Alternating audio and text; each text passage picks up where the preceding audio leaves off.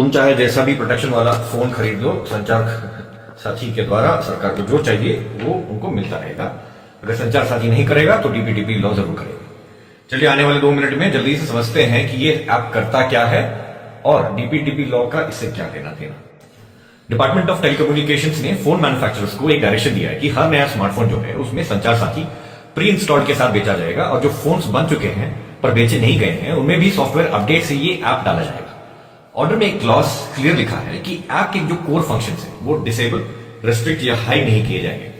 Timeline भी दिया गया है कि कुछ हफ्ते में इंप्लीमेंटेशन और फिर compliance report department of telecommunications को दिए जाए। लेकिन ये जो बाद में मिनिस्टर्स हैं वो कहते हैं कि अगर आपको ऐप नहीं चाहिए तो डिलीट कर दो, अगर आप रजिस्टर नहीं करोगे तो डोरमेंट रहेगा।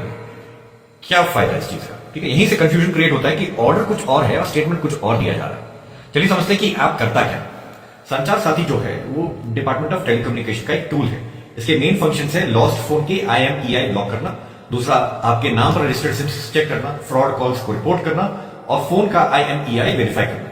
इन सब के लिए आपको परमिशन चाहिए ताकि वो आपके कॉल्स मैनेज कर सके, SMS भेज सके, कॉल भेज सके, कैमरा में एक्सेस हो जाए, फोटो और फाइल्स को एक्सेस कर सके। डिपार्टमेंट ऑफ टेलीकम्युनिकेशंस की पॉलिसी के हिसाब से ऐप आपका डेटा ऑटोमेटिकली कलेक्ट नहीं करता और सिर्फ स्पेसिफाइड पर्पस के लिए ही यूज होता है। यह है सरकारी वर्जन। चलिए समझते हैं डीपीटीपी लॉ क्या कहता है। डीपीटीपी इंडिया का डेटा प्रोटेक्शन लॉ है। इसमें एक इंपॉर्टेंट प्रोविजन है कि सरकार के कुछ डिपार्टमेंट्स को कंसेंट और प्राइवेसी रूल से एग्जेम्प्ट कर सकती है। अगर वो बोले कि ये जो काम है, ये जो डेटा कलेक्ट करना है वो सिक्योरिटी, पब्लिक ऑर्डर, सॉवरेनिटी या ऑफेंस प्रिवेंशन के लिए हो रहा है तो पूरी छूट है, आपके सारे डेटा एक्सेस किए जा सकते हैं।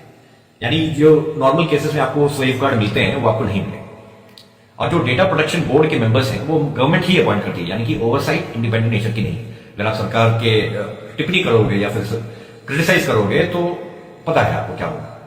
सुप्रीम कोर्ट की प्रोपोर्शनैलिटी टेस्ट 2017 के पुट्टुस्वामी जजमेंट ने डिक्लेयर किया था कि प्राइवेसी जो है वो एक फंडामेंटल राइट है। स्टेट अगर आपका डेटा टच कर रही है तो उसे ये 4 टेस्ट पास करने होंगे। पहला कि लेजिटिमेट एम क्या है, दूसरा रैशनल कनेक्शन क्या है, तीसरा लीस्ट इंट्रूसिव ऑप्शन और चौथा है बैलेंसिंग। संचार साथी में ऐसा क्या है कि वो फ्रॉड को रोकने के लिए एक सिस्टम जो है आपका सिस्टम वो मैंडेटरी बनाया गया।